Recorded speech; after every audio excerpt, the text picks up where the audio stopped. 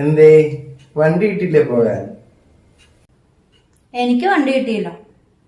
നിങ്ങൾ ചോറ് കഴിച്ചോ?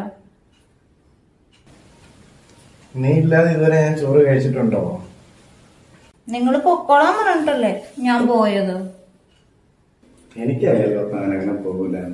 എന്നിട്ട് എന്നോട് പൊക്കോളാൻ പറഞ്ഞതോ? അങ്ങനെ പറഞ്ഞാൽ താൻ പോവുള്ളൂ.